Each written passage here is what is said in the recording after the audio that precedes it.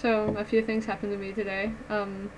Rachel just told me to I am Vicente and say but, so I did that. So like that's a thing.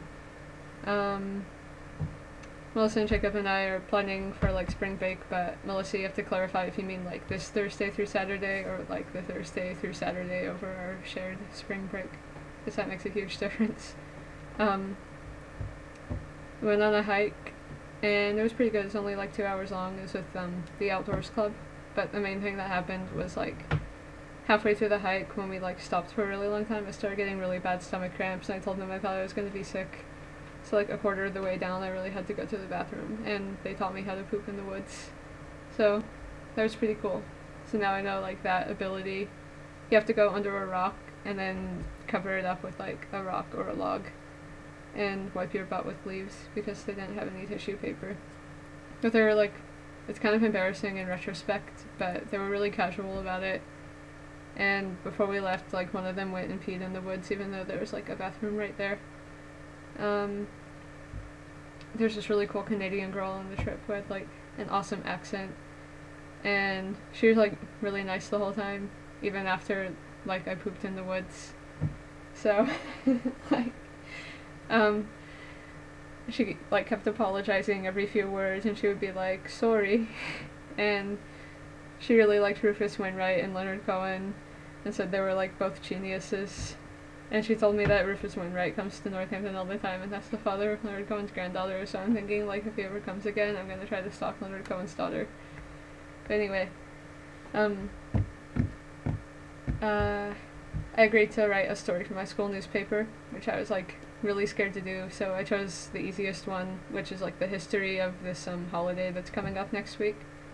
It's supposed to be like 500 words. So I'm gonna interview like the people who are putting it on and the archivist of the school. But also like those are my main interviews. Like I could probably have the whole story just based on those two things. But I'm also gonna like interview these people I know who graduated in the 60s. Someone I know who graduated last year. Maybe I'll interview her. It would just be for comparison though.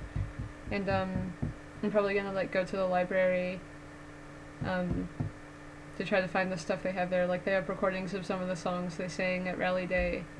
And I might like go to the archives beforehand, before I meet the archivist, to try to come up with like more questions about the stuff they have in there. But then if the archivist can't meet with me, I might just like go into the archives on Thursday and just like research everything.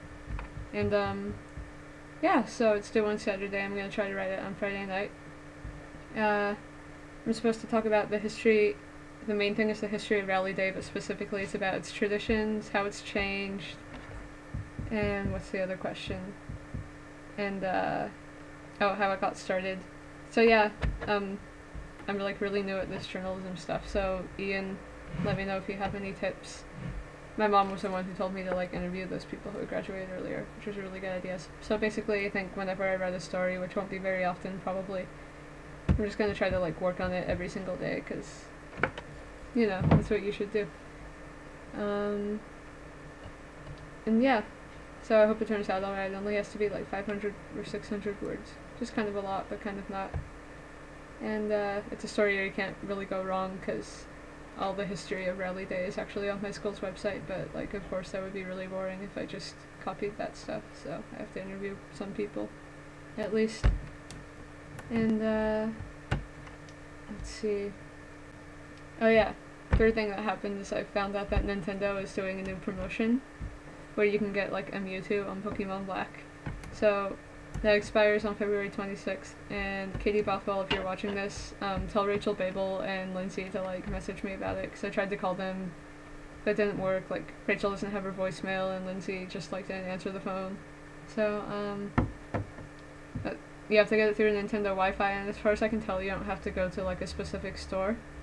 But my school's Wi-Fi doesn't work on my DS because like you have to verify like your student account with our Wi-Fi every semester, and on the Nintendo's website it says like Wi-Fi's like that don't work on Nintendo DS. So tomorrow I'm probably gonna go to Starbucks. But yeah, so for now I pretty much have to stop doing this because like I should have been in bed like an hour ago, and I'm gonna have to put off some of my homework and do like a lot more. So, yeah, get in touch with me about Mewtwo. Good night, everybody. God bless you.